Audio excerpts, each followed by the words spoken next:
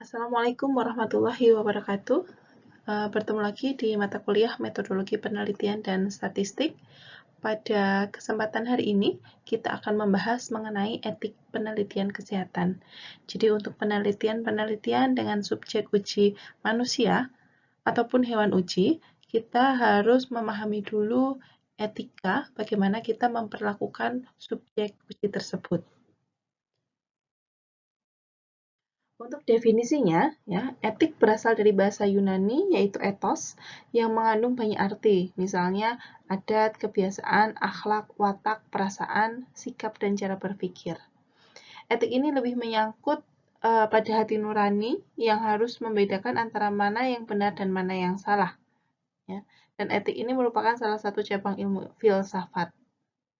Nah, etik ini dapat didefinisikan sebagai suatu disiplin ilmu yang menilai dan mempelajari tentang baik atau buruknya perilaku dan tindakan, attitude and behavior, manusia. Dengan demikian, etik penelitian dapat diartikan sebagai suatu etika yang berlaku untuk setiap kegiatan penelitian yang melibatkan para peneliti, ya, pihak yang diteliti dan masyarakat yang akan memperoleh dampak hasil penelitian tersebut.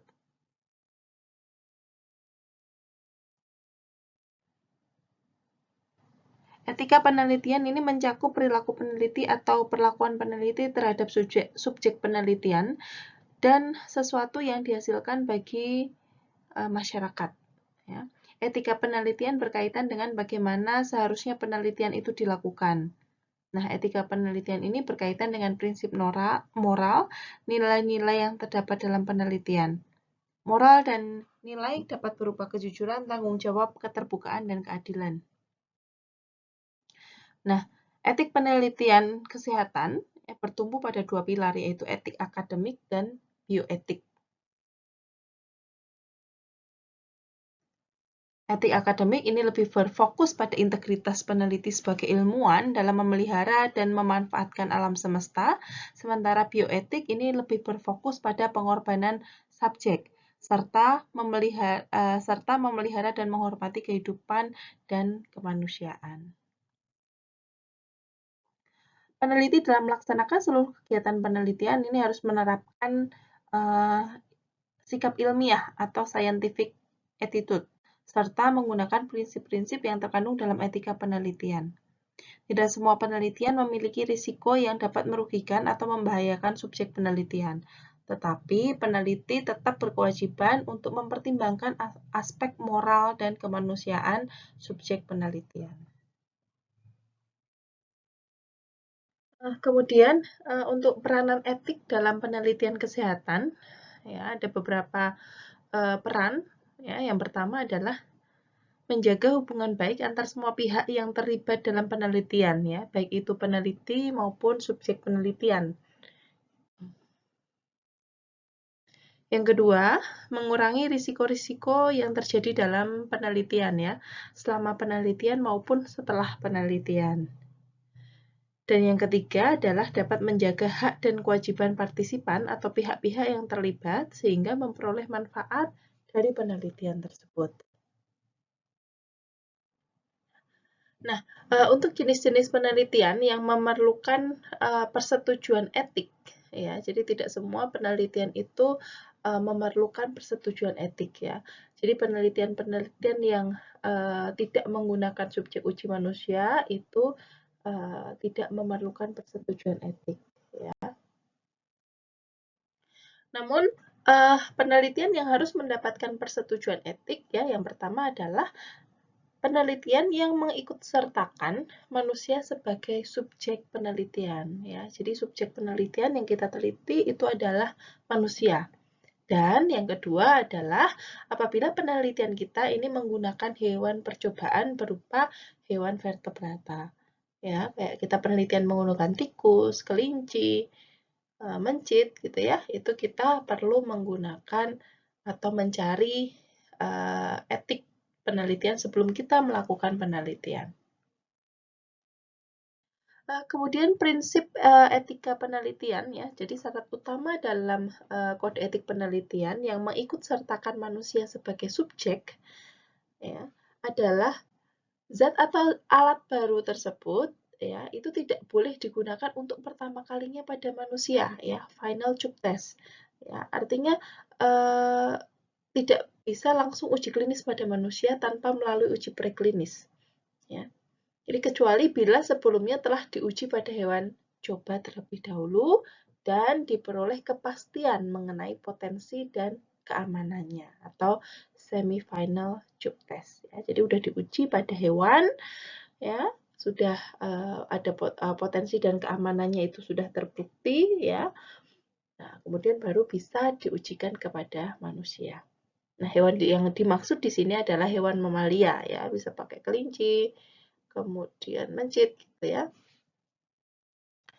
Nah, kemudian semua penelitian yang melibatkan manusia sebagai subjek penelitian harus menerapkan 4 prinsip dasar penelitian. Jadi 4 prinsip dasar kalau kita menggunakan subjek uji manusia. Yang pertama adalah menghormati dan menghargai subjek, ya, respect for person. Ya. Nah, menghormati atau menghargai orang ini ya di sini ya perlu memperhatikan beberapa hal. Misalnya, peneliti harus mempertimbangkan secara mendalam ya terhadap kemungkinan bahaya dan penyalahgunaan penelitian serta terhadap subjek penelitian yang rentan terhadap bahaya penelitian harus diberikan perlindungan gitu ya. Jadi kita harus menghormati subjek uji kita tadi. Yang kedua adalah manfaat ya. Atau beneficence ya. Dalam penelitian diharapkan dapat menghasilkan manfaat yang sebesar-besarnya dan mengurangi kerugian atau risiko bagi subjek penelitian. Oleh karena itu, desain penelitian harus memperhatikan keselamatan dan kesehatan dari subjek peneliti. Jadi kita harus mempertimbangkan benefit and risk ya. Jadi penelitian kita itu tidak boleh memberikan risiko atau kerugian bagi si subjek penelitian kita. Syarat dari prinsip ini adalah risiko penelitian itu harus wajar atau reasonable dibandingkan manfaat yang diharapkan. Ya mungkin ada risiko tapi tidak signifikan gitu ya. Kemudian desain penelitian harus memenuhi persyaratan ilmiah atau scientific sound dan para peneliti mampu melaksanakan penelitian dan sekaligus mampu menjaga kesejahteraan dari subjek penelitian. Tuh ya. Jadi manfaat itu harus lebih banyak daripada risikonya. Yang ketiga adalah tidak membahayakan subjek penelitian. Ya. Non-malfeasance. Ya, seperti yang telah dijelaskan sebelumnya bahwa penelitian harus mengurangi kerugian atau risiko bagi subjek penelitian. Dan ini sangat penting bagi peneliti memperkirakan kemungkinan-kemungkinan apa yang akan terjadi dalam penelitian sehingga dapat mencegah risiko yang membahayakan bagi subjek penelitian. Ya, jadi risiko ini risiko sekarang pada saat penelitian dan risiko ke depan gitu. Yang keempat adalah prinsip keadilan ya atau justice ya. Makna keadilan dalam hal ini adalah tidak membedakan subjek ya. Perlu diperhatikan bahwa penelitian ini harus seimbang antara manfaat dan risikonya. Risiko yang dihadapi sesuai dengan pengertian sehat ya yang mencakup fisik, mental, sosial gitu. Ya, jadi itu ada 4 prinsip etika dalam penelitian ya. Jadi harus menghargai atau menghormati subjek, harus memberikan manfaat, tidak membahayakan dan prinsip keadilan harus dikedepankan. Gitu. Kemudian, bagaimana kalau kita memanfaatkan hewan percobaan ya? Kalau tadi kan pada manusia ya. Nah, ini bagaimana kalau kita memanfaatkan hewan uji ya? Jadi ada 3 prinsip ya ketika kita menggunakan hewan percobaan. Yang pertama adalah replacement, mengganti hewan percobaan dengan alternatif lain. Ya, bisa dibagi dua, yaitu replacement relatif dan replacement absolut. Ya. Misalnya, kalau replacement relatif ini bisa menggunakan sel, jaringan, atau organ hewan vertebrata. Ya. Kalau replacement absolut, ya tidak memanfaatkan hewan coba, ya, tetapi galur sel secara in vitro atau kultur jaringan, ya, kultur sel atau kultur jaringan dan menggunakan hewan invertebrata. Ya. Jadi kalau masih bisa digunakan alternatif yang lain, kita tidak menggunakan hewan vertebrata sebagai hewan uji, ya. Yang kedua adalah reduction, ya. Model alternatif di mana dapat mengurangi jumlah hewan coba yang digunakan, ya. Jadi kita menggunakan seminimal mungkin hewan uji, ya, untuk penelitian kita. Yang ketiga adalah refinement, ya, meminimalkan atau menghindari penderitaan hewan coba dari rasa sakit, nyeri maupun distres. Ya, jadi sebisa mungkin kita tidak menyakiti, ya, tidak menyakiti hewan uji tersebut. Ya, dengan cara bisa menggunakan analgesik atau anestesi, ya, atau menggunakan hewan kurang perasa, ya, atau less sentient, dan dan yang ketiga adalah penggunaan restrainer, gitu ya. Ini untuk prinsip kita menggunakan hewan uji sebagai subjek penelitian. Nah, di sini ada 11 prinsip, ya, pedoman internasional penelitian kesehatan dengan memanfaatkan hewan percobaan, ya. Yang pertama adalah kemajuan ilmu hayati. Perbaikan cara pengobatan hewan dan manusia di masa depan masih membutuhkan penelitian dengan memanfaatkan hewan percobaan, ya. Jadi ini masih kita perlukan, gitu ya.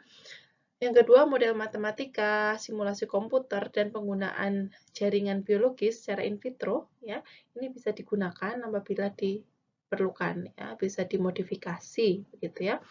Dan yang ketiga, pemanfaatan hewan percobaan ini dilakukan apabila benar-benar bermanfaat untuk kepentingan kesehatan manusia dan kemajuan ilmu kedokteran atau ilmu hayati. Kemudian yang keempat, spesies hewan percobaan yang digunakan harus tepat dengan jumlah minimal dan kualitas baik, sehingga bisa menghasilkan hasil penelitian yang valid. Yang kelima, peneliti harus mampu memperlakukan hewan percobaan sebagai hewan yang memiliki perasaan, ya. Jadi jangan semena-mena terhadap hewan uji tadi. Yang keenam, melakukan perawatan dengan baik menggunakan teknik-teknik yang menyenangkan dan tidak menimbulkan stres atau apalagi menimbulkan nyeri, ya, pada hewan uji. Yang ketujuh, ya, peneliti harus memiliki kesadaran bahwa sesuatu yang memiliki atau yang menyebabkan rasa nyeri pada manusia tentunya juga itu akan menimbulkan nyeri juga pada hewan percobaan, terutama vertebrata. Ya, jadi kita memperlakukan hewan itu juga sama seperti kita memperlakukan kita, ya. Jadi sama seperti kita memperlakukan manusia, gitu ya. Kalau sakit, ya tentunya hewan tersebut sakit, gitu ya. Yang kedelapan, ya, suatu prosedur yang menyebabkan rasa nyeri sementara atau stres sementara harus dihindari dengan memberikan pengobatan sedasi, analgesi, atau anestesi, ya. Atau yang menimbulkan nyeri tidak boleh dilakukan pada hewan percobaan dalam kondisi tidak dibius, walaupun dalam kondisi paralisis, ya. Dan yang kesembilan, apabila dalam pelaksanaan penelitian atau pada akhir penelitian hewan percobaan ini mengalami nyeri yang hebat, ya, harus dilakukan eutanasia, ya. Harus dikorbankan hewan ujinya, ya, daripada dia kesakitan. Yang ke-10, kondisi kehidupan bagi hewan percobaan untuk penelitian biomedik harus sebaik-baiknya dan sebaiknya hewan percobaan dalam perawatan seorang dokter hewan atau yang memiliki pengalaman, kapasitas ilmu, dan terlatih dalam penanganan hewan percobaan di lab. Gitu. Jadi harus dikondisikan dengan baik, ya, dirawat dengan baik, ya, sebelum hewan tersebut digunakan sebagai hewan percobaan. Dan yang terakhir, pimpinan atau penanggung jawab lab yang menggunakan hewan percobaan itu bertanggung jawab penuh atas semua prosedur terhadap hewan percobaan. Ya. Itu prinsip, ya, pedoman internasional tentang bagaimana cara kita memperlakukan hewan percobaan. Nah, ini, ya, Jadi dalam kita melakukan penelitian ya, kita harus memenuhi standar atau kode etik dalam sebuah penelitian. Nah, di sini ada beberapa kesalahan ya dalam penelitian yang ini bertentangan dengan etika penelitian dan harus kita hindari ya. Jangan sampai kita melakukan ini gitu. Ya, jadi ada 3 kesalahan ya dalam penelitian ya yang melanggar kode etik ya. Yang pertama adalah fabrication ya atau menggandakan data. Nah, hasil penelitian dalam catatan data dalam pelaporan hasil penelitian ya. Ini menggandakan data. Ya, ini sangat dilarang ya. Contohnya, peneliti memiliki sampel penelitian dari hasil perhitungan yang telah ditentukan adalah 100 ya. Jadi kita misalnya mau ambil data 100 dokumen rekan medis misalnya. Nah, namun dokumen tersebut hanya kita bisa 80 aja nih karena keterbatasan waktu, ini udah mau selesai waktunya, udah habis waktunya begitu ya. Nah, kemudian peneliti menambahkan 20 data untuk melengkapi jumlah sampel yang sebenarnya tidak dilakukan observasi. Ya, ini contoh fabrikasi data ya. Ini sangat dilarang, tidak boleh ya. Kemudian yang kedua, yang tidak boleh lagi adalah falsification ya, atau memalsukan, memanipulasi bahan penelitian, alat, proses, merubah atau menghilangkan data atau hasil sehingga mengubah hasil pencatatan data. Nah, jadi tidak boleh ya kita mengganti data ya, ini ya. Contohnya, suatu penelitian tentang evaluasi bed management system di suatu rumah sakit menemukan data bahwa sistem tersebut tidak beroperasi sebagaimana mestinya. Namun untuk menyenangkan pihak rumah sakit, ya, peneliti membuat kesimpulan sistem tersebut sudah beroperasi dengan baik begitu. Nah, ini kan artinya merubah. Ya, itu tidak diperbolehkan ya, jangan dilakukan. Yang ketiga, ya, yang menjadi concern saat ini ya, plagiarisme ya. Plagiat ya, plagiasi ya. Mengambil data penelitian orang lain, baik itu ide, proses, hasil atau kata-kata tanpa menyebutkan sumbernya. Ya, contohnya, peneliti tidak menuliskan sumber kutipan dari tulisan yang dituangkan dalam laporan tugas akhir. Ya, jadi menuliskan kata-kata orang di copy paste gitu ya. Nah, itu termasuk plagiasi. Nah, jadi itu dilarang. Nah, itu tadi ya kesalahan-kesalahan dalam penelitian yang harus dihindari ya, karena bertentangan dengan prinsip atau etika penelitian ya. Tidak etis seorang peneliti itu melakukan fabrikasi, falsifikasi ataupun plagiasi gitu ya. Jadi ini saya ingatkan lagi jangan sampai dilakukan. Selanjutnya kita akan membahas mengenai informed consent ya atau persetujuan setelah penjelasan ya. Jadi ini ketika kita menggunakan subjek uji manusia ya, kita harus meminta persetujuan ya. Jadi kita tidak boleh langsung mengambil data dari subjek uji tersebut ya, tetapi kita harus memberikan informed consent terlebih dahulu ya untuk meminta persetujuan dari responden atau dari subjek uji manusia tadi. Nah, informed consent sendiri merupakan persetujuan yang diberikan oleh seorang individu yang kompeten sesudah mendapatkan penjelasan yang diperlukan. Cukup memahami informasi tersebut dan setelah mempertimbangkan informasi, dia akan membuat suatu keputusan tanpa adanya paksaan, pengaruh yang berlebihan, bujukan, atau intimidasi untuk ikut dalam penelitian itu.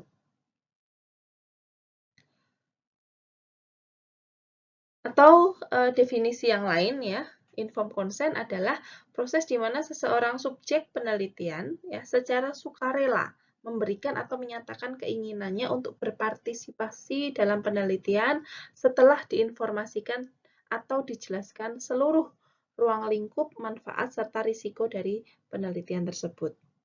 Nah, setelah subjek penelitian memahami penjelasan tersebut, lalu dilakukan persetujuan dengan mendokumentasikan tanda tangan atau cap jempol ya misalnya dari subjek sebagai bukti dari persetujuan tersebut. Ya. Nah, informed consent ini ya merupakan tanggung jawab peneliti.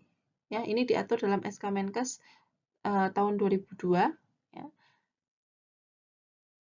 Yang tujuannya adalah yang pertama adalah menjamin bahwa peneliti akan melaksanakan penelitian secara etis, melindungi hak subjek penelitian karena data yang diberikan merupakan data rahasia atau privacy dari subjek penelitian, dan yang ketiga adalah proses komunikasi dan edukasi antara peneliti dengan subjek penelitian. Itu tujuan dari informed consent. Kemudian untuk poinnya, ya, informed consent ini sangat diperlukan pada penelitian kesehatan sebagai perwujudan integritas peneliti yang menjunjung etika penelitian. Yang kedua, informed consent ini merupakan suatu proses komunikasi, pertukaran informasi, kontak awal, berlanjut selama penelitian, bukan sekedar tanda tangan di atas helai kertas. Ya, jadi ini membuat komunikasi antar peneliti dengan subjek penelitian. Kemudian selama proses informed consent, peneliti tidak boleh memberikan kesan atau impression seolah-olah mengharuskan subjek untuk berbuat seperti yang dikehendaki dalam penelitian. Ya, jadi ini tidak ada paksaan ya untuk informed consent ini ya. Artinya si peneliti memberikan informasi, menjelaskan ya tujuan, kemudian manfaat dan resikonya ya semua dijelaskan, dan tidak ada paksaan di situ untuk si subjek uji itu menyetujui informed consent tersebut ya, atau menyetujui untuk terlibat atau ikut dalam penelitian. Berikut adalah persyaratan umum dari informed consent ya. Yang pertama adalah dokumen itu terdiri atas naskah penjelasan dan form persetujuan ya. Jadi naskah penjelasan ini penjelasan mencakup apa judul penelitian ini, tujuannya apa gitu ya, manfaatnya apa, resikonya apa gitu ya, kerahasiaannya bagaimana begitu ya. Dan ada form persetujuan yang di situ nantinya apabila responden itu setuju, ya dia akan menandatangani form persetujuan tersebut. Ya, artinya kita bisa melakukan pengambilan data dari responden tersebut. Informed consent harus diperoleh secara prospektif dari subjek atau wali subjek yang sah. Ya. Jadi misalnya kita mau ambil data dari pasien gitu ya, pasiennya pasien anak-anak ya, belum bisa baca gitu ya. Ya, artinya kita meminta informed consent tersebut dari orang tuanya gitu ya, yang sah ya, wali subjek yang sah. Yang ketiga, naskah informed consent harus mudah dibaca, ringkas dan jelas. Ya. Yang menjadi masalah di sini adalah bahasa teknis dan terjemahan ya. Jadi mungkin kalau misalnya itu kita menggunakan bahasa asing gitu ya, kita harus menerjemahkan dengan benar begitu. Yang keempat, informasinya harus disampaikan dengan bahasa yang mudah dimengerti ya, mudah dibaca, mudah dimengerti oleh responden. Kemudian subjek harus diberi waktu cukup ya, kesempatan untuk mempertimbangkan keputusannya. Jangan baru baca langsung gimana Bu, mau ikut apa tidak gitu ya. Kita tidak boleh mengintimidasi seperti itu ya. Jadi biarkan si responden itu mempertimbangkan keputusannya setelah membaca penjelasan yang kita berikan. Yang keenam, persetujuan harus diberikan tanpa paksaan atau pengaruh yang berlebihan. Ya, jadi kita tidak boleh memaksa atau memberikan ajakan-ajakan yang berlebihan ya kepada responden. Kemudian informed consent ini tertulis ya, khususnya yang memiliki risiko tinggi ya. Jadi ada buktinya gitu. Ya. Nah, apabila informed consent ini lisan ya, harus diketahui dan ditandatangani oleh saksi. Ya, harus ada saksinya ya. Jadi kalau terjadi misalnya ya hal-hal yang tidak diinginkan, kita punya bukti begitu. kemudian disetujui oleh komite etik, ya, dan 1 copy informed consent ini diberikan kepada subjek dan 1 lagi diarsipkan. Ya, sehingga kita mampu menelusur gitu. Ya, kita arsipkan ya. Jadi rangkap 2 ya sebenarnya ya informed consent ini ya, 1 untuk pasien atau responden, 1 untuk kita. Nah, selanjutnya adalah unsur-unsur pokok ya yang harus ada atau harus dicantumkan dalam informed consent ya. Yang pertama adalah deskripsi tentang penelitian. Nah, deskripsi ini harus berisi penjelasan singkat tentang penelitian tersebut. Tujuan, manfaat dari penelitian harus dijelaskan juga. Kemudian alasan terpilihnya subjek dalam penelitian, ya, itu harus disebutkan. Jumlahnya berapa, ya, jumlah subjek yang terlibat dalam penelitian itu berapa banyak, ya. Kemudian perlakuan yang akan diterima oleh subjek penelitian, ya. Misalnya kalau kita mau uji klinis, ya, dosis obatnya berapa, frekuensi berapa kali sehari, dan durasinya berapa lama, begitu ya. Itu harus disampaikan kepada responden di dalam informed consent tadi. Yang kedua adalah risiko dan ketidaknyamanan. Ya, di sini ini menjelaskan tentang risiko ketidaknyamanan yang mungkin dirasakan subjek selama penelitian. Ya. Kemudian yang ketiga adalah manfaat ya atau potential benefit. Ya, manfaat yang akan diperoleh subjek jika terlibat dalam penelitian tersebut apa? Ya, itu juga harus ditampilkan di situ. Yang keempat, alternatif prosedur dan pengobatan.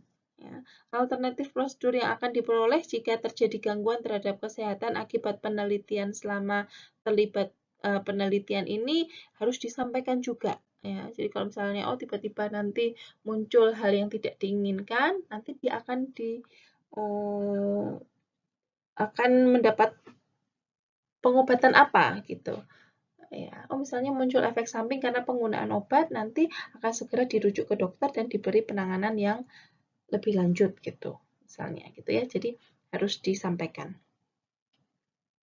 Berikutnya yang kelima adalah jaminan kerahasiaan ya.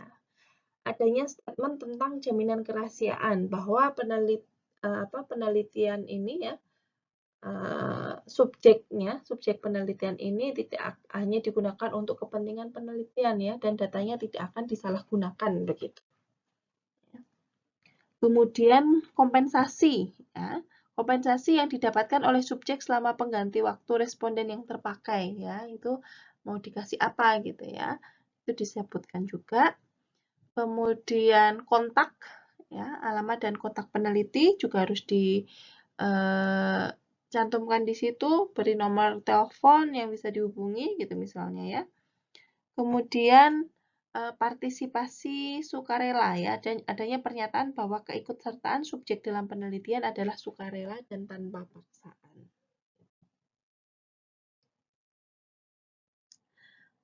Nah, berikut adalah contoh informed consent ya. Tadi di depan sudah kita bahas bahwa informed consent ini ada 2 poin ya yang harus disampaikan ya. Yang pertama adalah mengenai informasinya ya yang ingin kita sampaikan, dan yang kedua adalah lembar persetujuan gitu. Nah, ini yang pertama, lembar pertama ya, lembar informasi ya yang berisi mengenai perkenalan dulu ya. Perkenalan, kemudian judul penelitian, latar belakang, tujuan, manfaat begitu ya.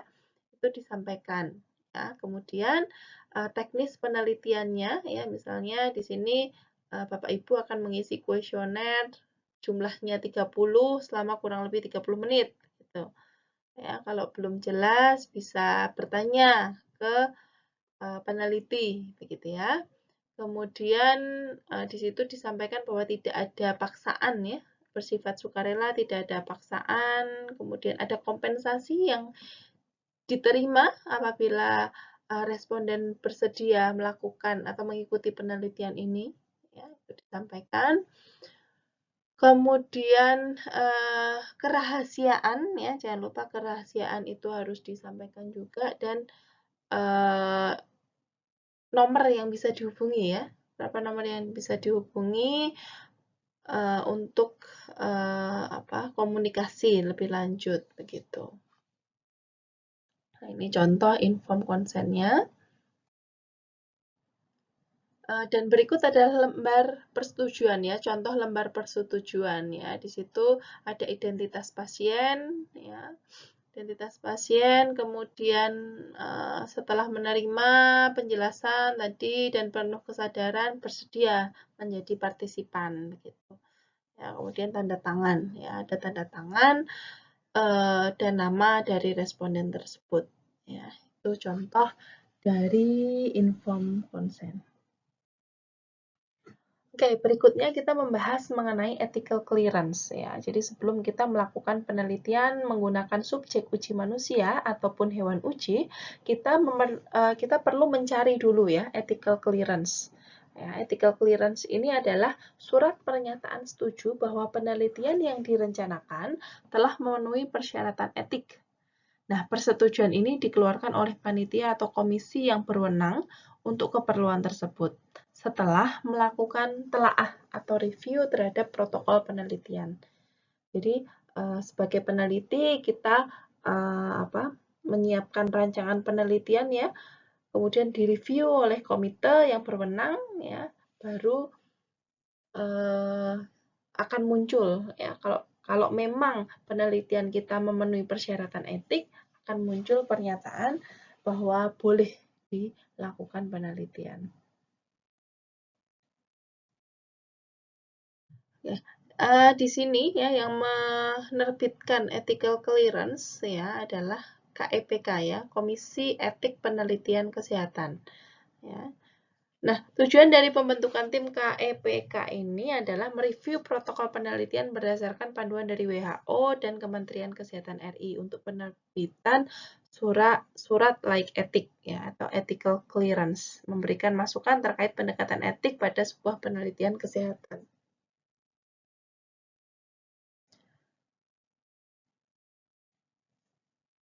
Perlu dikembangkan struktur, mekanisme, dan prosedur yang selalu melindungi kehidupan, kesehatan, dan kenyamanan, kesejahteraan, keleluasaan pribadi atau privacy, dan martabat subjek penelitian. Nah, untuk keperluan itu perlu dibentuk Komisi Etik Penelitian Kesehatan di setiap lembaga yang sering melaksanakan penelitian kesehatan yang mengikutsertakan manusia dan atau hewan percobaan sebagai subjek penelitian. Sesudah melakukan penilaian protokol penelitian dengan hasil yang memuaskan, maka KEPK ini harus memberikan persetujuan etik atau ethical clearance. Baru peneliti nanti boleh melanjutkan ke penelitian atau pengambilan data. Penelitian yang menggunakan subjek uji manusia ataupun hewan percobaan ya, yang dilaksanakan tanpa persetujuan etik ya, tanpa ethical clearance ya, ini merupakan pelanggaran berat etik ya dan berimplikasi hukum ya, atau penelitian tersebut tidak diakui begitu ya. Kalau kita tidak mencantumkan atau kita tidak mencari dulu ethical clearance ya ke KEPK. Ini kedudukan KEPK ya. KEPK ini sebagai bagian dari organisasi lembaga yang melaksanakan penelitian kesehatan secara administratif bertanggung jawab kepada pimpinan lembaga. Kemudian KEPK ini harus dibentuk mengikuti peraturan perundangan Republik Indonesia yang sesuai dengan nilai-nilai masyarakat yang dilayaninya. Yang ketiga, lembaga harus menyediakan segala bentuk dukungan yang diperlukan oleh KEPK untuk dapat melaksanakan fungsinya dengan baik. Serta yang keempat, KEPK melaksanakan fungsinya secara independen dan bebas dari pengaruh manapun, termasuk tekanan politik, lembaga, profesi, industri, ataupun pasar. Untuk membentuk KEPK, pimpinan lembaga menentukan beberapa orang sebagai formatur yang bersama pimpinan lembaga menentukan struktur, jumlah, dan personalia anggota. Nah, berikut cara penilaian etik protokol penelitian ya. Jadi KEPK tadi ketika melakukan penilaian atau review ya, yang pertama bisa direview langsung dan ditandatangani oleh ketua, atau yang kedua dengan cara direview oleh 3 orang anggota yang ditunjuk oleh komisi, ya, KEPK tadi, dan yang ketiga full board meeting, ya, atau penilaiannya dilakukan melalui seminar. Ya, ini ada 3 metode.